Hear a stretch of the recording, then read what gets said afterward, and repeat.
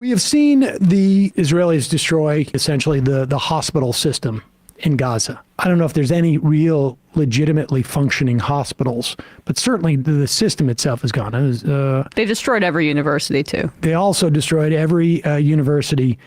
The latest now is CNN is reporting that up to 16, or I should say at least 16 cemeteries have been razed by the IDF since Israel's assault on Gaza began. Here is CNN's report on it.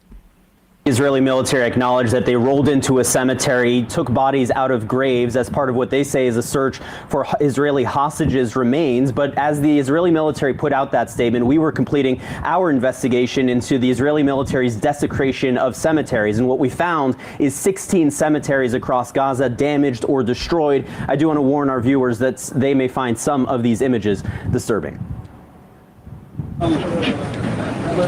In Gaza, even the dead cannot escape the indignities of war.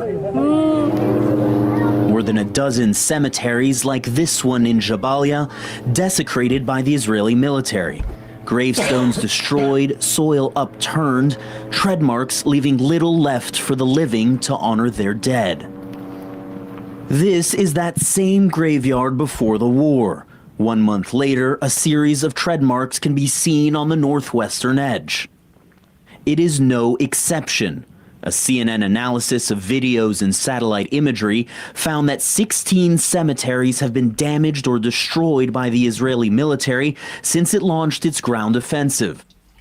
As Israeli forces pushed deeper into Gaza, they crushed the graves of thousands of Palestinians between November and January.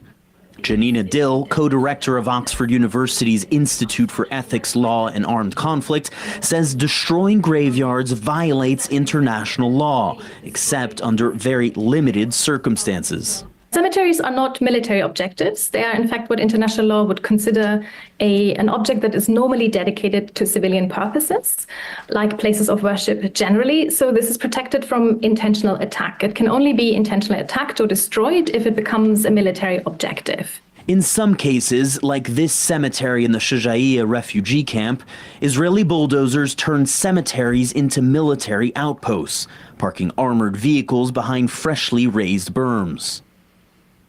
The damage is often deliberate and progressive. Over 2 weeks in December, the military bulldozed more and more of this cemetery east of Khan Yunis, building defensive fortifications. CNN witnessed firsthand the results of Israel's bulldozing of graveyards while embedded with Israeli forces last week. The armored personnel carrier CNN was traveling in drove right through this cemetery in Al-Burej on a freshly bulldozed dirt road. And then there's this.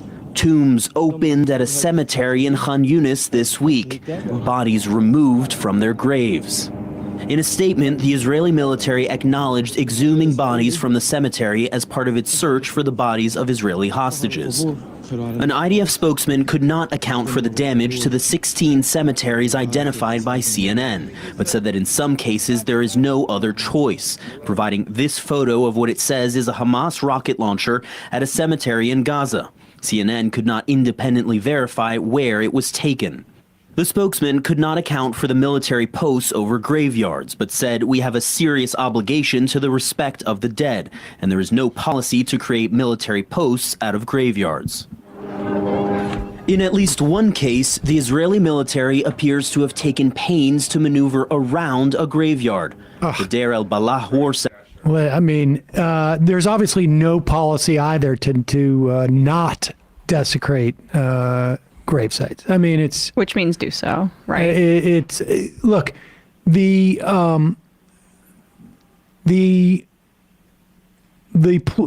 strategy or the tactic of completely erasing the things like where people are born, where people die, where people get educated, all of these institutions is a cornerstone of ethnic cleansing and genocide. Erasing all kind of touchstones of civic life. Of civic life, of cultural life, Yeah. of literally like milestones like birth and death.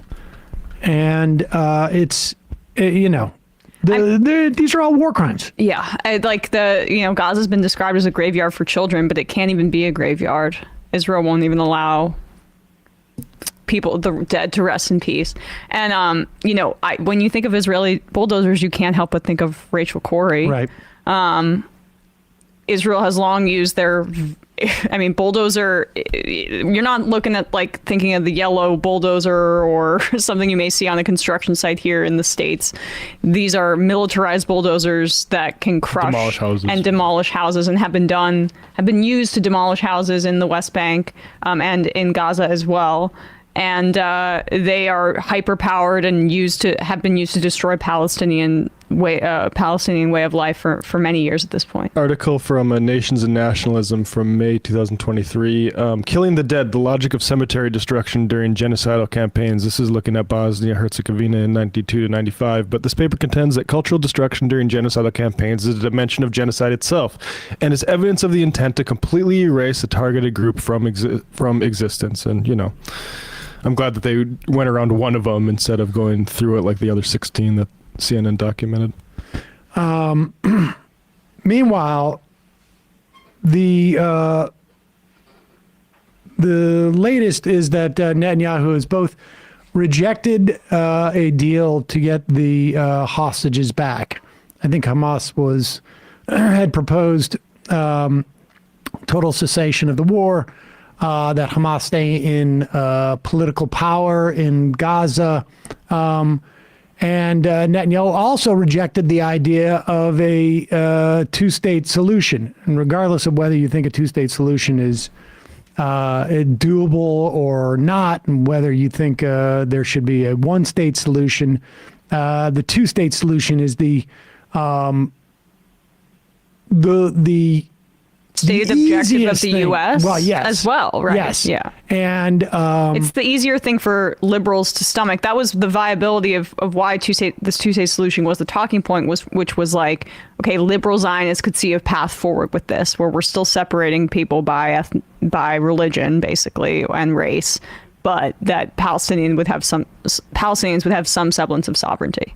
Right. And so there's no essential path forward, and it also makes it quite clear. I think there was a piece in Haaretz that discussed Netanyahu's real reluctance to get the hostages back, because, of course, that would undermine the reason for the war at this point.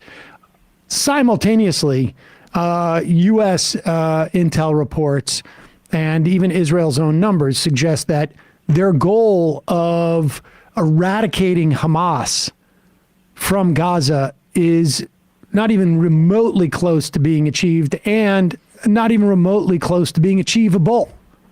There is, increasingly, you're hearing more and more Israeli former Mossad, former Shin Bet, former IDF, other members of Israeli society coming out and saying what they know is true. There's only one way to secure peace for Israel, and that is to stop crushing the aspirations, the national aspirations, the freedom aspirations, the being treated like human beings aspirations of Palestinian people.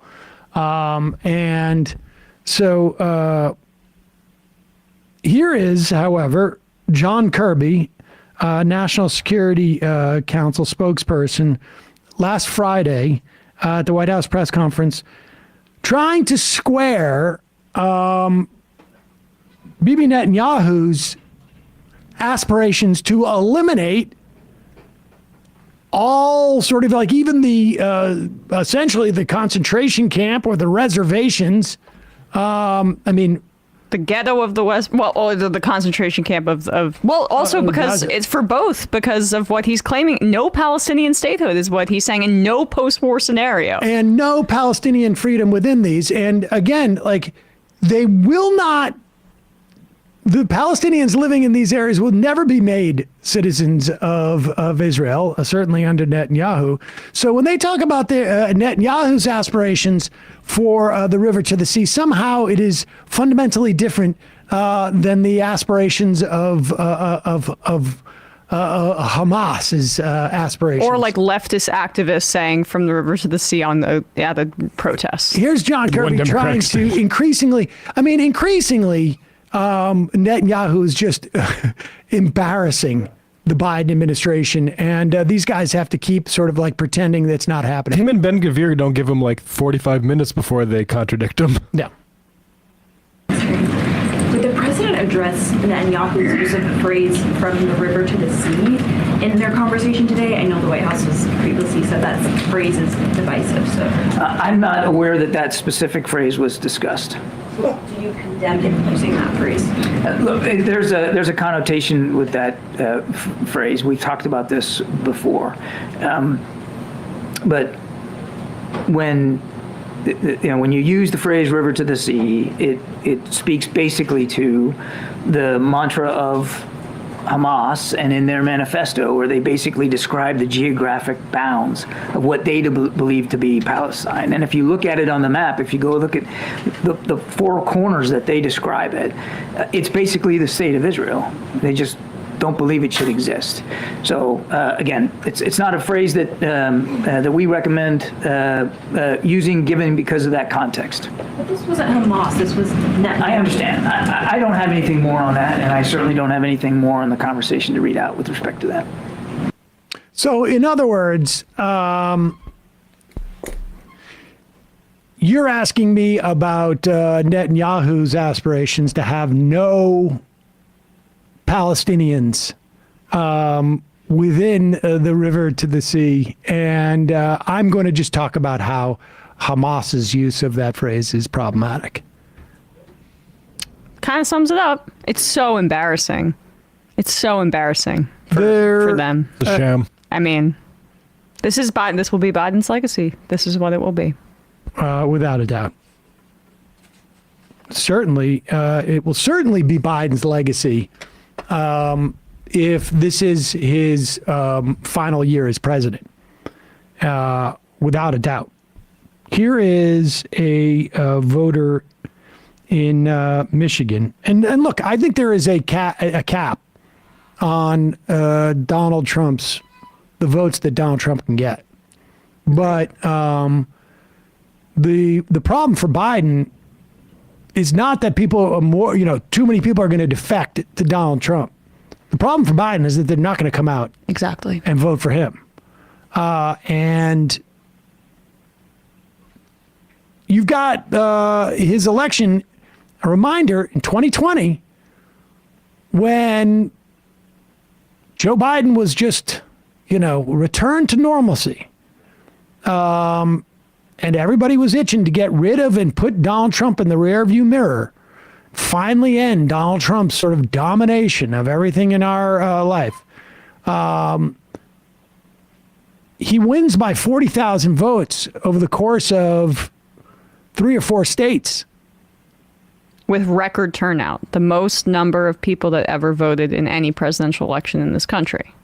So what happens when someone like this in Michigan stays home? This is CBS's Margaret Brennan with a group of Michigan voters. Tassin, you did change your mind Yes. on the president. Why? I was a champion for Joe Biden until October 7th. I feel he's disowned us, disenfranchised us with his stance on Gaza. What do you mean by that? He's not listening to us. We are asking for a ceasefire at this time. It's a humanitarian catastrophe in Gaza. Too many lives are being lost at this time. I was never a single issue voter. In fact, I used to argue with people not to be single issue voters, but for me, this is a deal breaker. Mm-hmm. Way too many lives have been lost. When you say us, you're Muslim. Is that what Yes. you mean? Mm-hmm. You think the Muslim community here feels as you do? Yes, I think a vast majority of Muslims, Arab Americans, even progressives who I identify myself as a progressive, and many people that I talk to in my circles are not going to be voting for Joe Biden. Pull up. I mean, Michigan's a different state than it was 4 years ago. But, and I don't know. I mean, I don't know how you would even poll something like this with any type of real accuracy. But it's a real concern. It should be. And this guy's, just like the thing that continues to. I mean, the ideology here. That like anything like Joe Biden has been as ideological about anything other than this. Everything else there has been, he's just a cipher. Biden's margin of victory in Michigan was 154,000 votes. The state is home to more than 200,000 registered voters who are Muslim and 300,000 people who claim ancestry from the Middle East and North Africa. Arab Muslims and Christians in Michigan. Michigan, he did better than in other places, and he may feel like coming out for the union, the strikes might help him there, but we'll see. It's still a concern. Yep. UAW and SEIU both called for ceasefires. SEIU's the largest to call for one yet. Yeah, and I don't really want to hear people chastising someone like that for making that stand, because when you're a minority in this country, a significant minority, right, and you don't feel that you're the Democratic Party and the leader of it is listening to you whatsoever, it's totally rational to say, when you're funding a genocide against other Arab American people, I'm going to withhold my vote. What else do I have left? Let's go to the phones. Opening up voicemail, 646-257-3920. Dr. Chaos MD, about to take off in a Boeing jet. If Chevron doctrine is overturned, it might not take too many flights in the future. FAA probably is pretty weak right now. Can only imagine what it becomes after it has zero power and authority. Be right back. BRB forever. Have you seen Joy Reid's interview with the co-founder of Planned Parenthood? No. Is that a real thing? I don't know. No, Planned Parenthood is the joke name for Moms for Liberty. Oh, no, I did not see that. Let's go to the phones first. In 917 area code. Who's this? Where are you calling from? 917. All that work, and they just went away. Calling from a 901 area code. Again, the number 646-257-3920. Who's this? 901. Hey, Sam. This is Jeffrey from the Memphis area in Tennessee. Jeffrey from the Memphis area in Tennessee. What's on your mind? So I just turned 18 years old not too long ago, and I'm going into I'm going to be voting in the general election, and I don't know. I can't really bring myself to vote for Biden after everything that's happened. But the thing is, I don't really know who else there is to vote for, because, the primaries will be over by the time I'm ready to vote. And like, I was thinking about Cornel West, but apparently there's been some issues with him as well, right? Like he's had some bad things going on. I just don't really know. He's had some bad things going on. Well, I mean, look, I don't.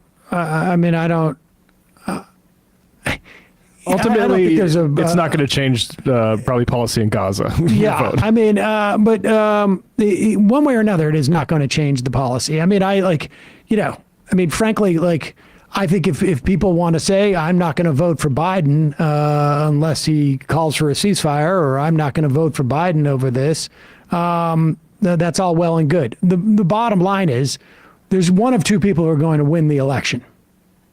And, unless there's some type of act of God, one of those people will be Donald Trump and the other person will be Joe Biden. And there is no way, I think at this point, to really, I mean, well, let me put it this way. Who you vote for on November, whatever it is not going to influence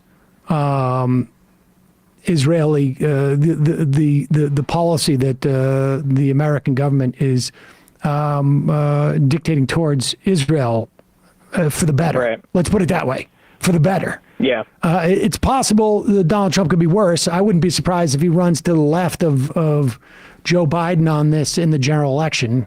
All he does, I mean, he doesn't need to mean it. All he has to say is Biden's wrong. Yeah, exactly. It's going to be interesting to see how he tries to do that, though. What's that? He'd definitely be more ambivalent than Biden. I think he wouldn't be as zealous. He's not ideological about basically anything except himself. I think he would see like you know, what was going to help him the most. I mean, I think I personally, you know, there is.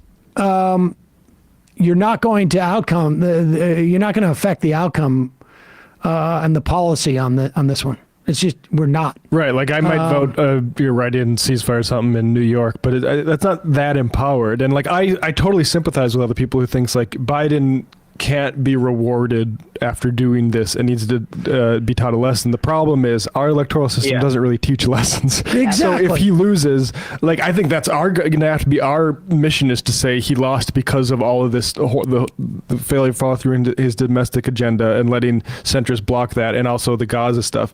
Will the general media help us? No, there is no lesson learned, and there is no rewarding. There is no rewarding or punishing Joe Biden in that way. Like that is just not, you know, that's not what electoral politics ultimately are. It really is just a question of how much, you know, it's just for you, what it is just an equation as to, you know, how much can you divorce the outcomes of what you're doing from the action you take and how it makes you feel. That's basically it. Yeah, I just feel like I'm caught between a rock and a hard place. Like, I just don't really know what to do. Well, what's the rock and what's the hard place? Also, you've got like 10 You're treating it too serious. What's the rock? Exactly. Like, what's the rock and what's the hard place? Well, I don't want Trump to become the president, but at the same time, why don't you want Trump to become the president? Because I feel like at the end of the day, he's going to be worse overall than Joe Biden would. Okay. Now, what's the hard place or what's the rock? What's the other part? I don't want to. I mean, I feel like it would go against my conscience to vote for Joe Biden. Okay. So that's basically like what I'm saying is that one is like you need to be able to, and your conscience is just how you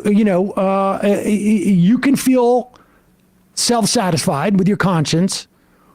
And on the other end... But what good does that do? On the other end, you know that at the end of the day, to the extent that your vote can actually bring about a result, and there's, you know, I can't even do the calculation as to how little your vote influences, but it does have some tiny influence.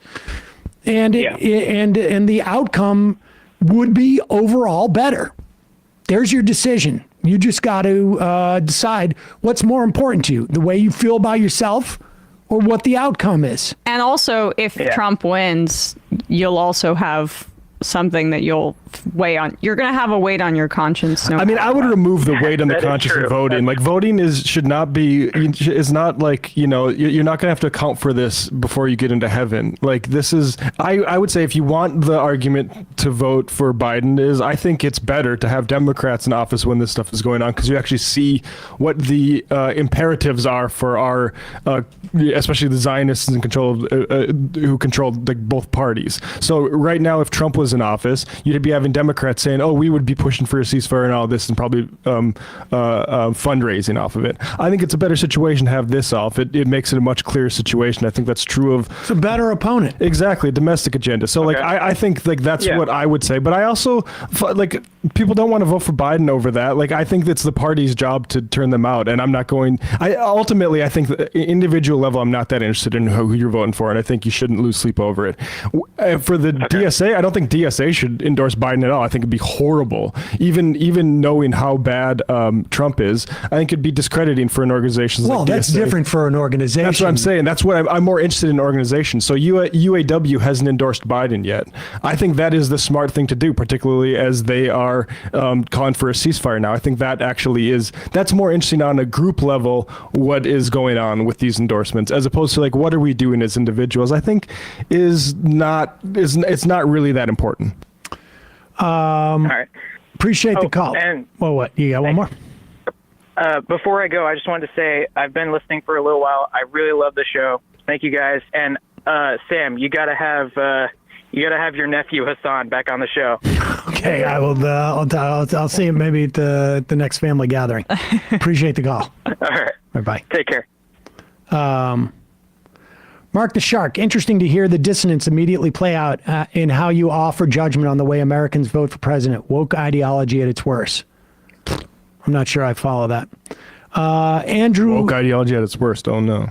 Andrew, I mean, maybe it's a joke. Okay, it's not voting, it's voting, not marriage. And Trump may not be ideological, but ghouls like Stephen Miller and Stephen Bannon are. Trump has floated starting a Muslim registry. Biden is disgusting and heinous in regards to Gaza, but let's keep things in perspective. Unapologetic Kowalski. Biden and Trump are the same on Gaza conflict. Therefore, my vote is strategically pointed at labor unions. That being said, after November, I'm hoping for a lot of strokes within the United States Senate and the executive branch. Gageson, this rock and hard place new voter is just experiencing the same dilemma we faced in 2016 with Clinton and Trump. B. Whitelaw, the concept of reward and punishment is a child perspective of U.S. politics. It goes along with demand of instant gratification. Both are views that come from a lack of experience and perspective. Bullprog, voting in an anonymous system makes a protest vote essentially selfish. Matty Moron, 0% chance that anyone other Trump and or a Republican candidate of your choice will win in Tennessee. It doesn't matter.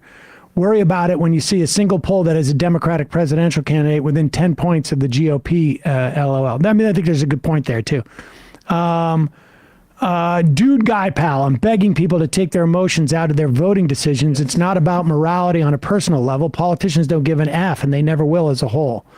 Charlie Shearer, if Biden loses, it won't be he who gets punished. It'll be the victims of Republicans' agenda that seek to strip away rights from people, not trying to guilt trip anyone. That just seems to be the reality we've been stuck with. As a trans woman, I can't risk things getting worse. Free Palestine. Yeah, that's correct. I hear you. I mean, that's just the truth. It's just true, yeah. Joe Biden's not going to go like, I'm punished for my, it doesn't matter. We can't punish anybody in power. You think that freaking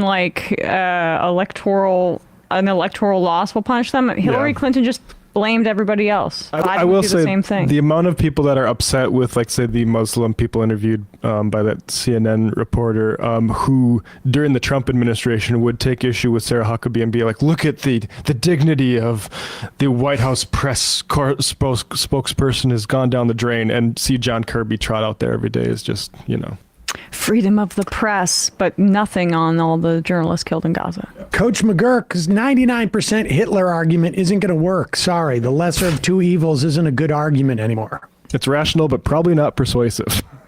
I mean, it was, yeah, right. I think it's still a good argument. You may not be persuaded by it, but well, if you're referring to Biden's campaign, I agree it's not persuasive, but it's factually true if you're just looking at the circumstances. There's saying, I mean, this is the bottom line is like, saying that the lesser of two evils voting is not working is, first off, it's certainly not working for someone for the president to come out and say to Israel and to sort of pull on all the levers that the president has to inhibit Israel's actions. Certainly is not working there. It certainly is working in the context of many other facets of our government. Certainly not as fast as I would like, and it's incremental benefits. But incremental in a country of 330 million people means that there's millions of people maybe out of poverty. There are millions more people who have health insurance. There's, I don't know. How many does it take? Tens of thousands? Hundreds of thousands less, getting bankrupt by healthcare. There's, increase in wages. All that, it does work. It may not be persuasive to you because for you, the most important part of voting is to make sure that it is a reflection on your morality. But unless you have an argument as to how voting or empowering the more evil, which is what you're arguing for, somehow brings about change, then you're just talking about how it makes you feel. And okay, you will feel better. Maybe. Evan from Portland, the SEIU just called for a ceasefire. It's big. Yep.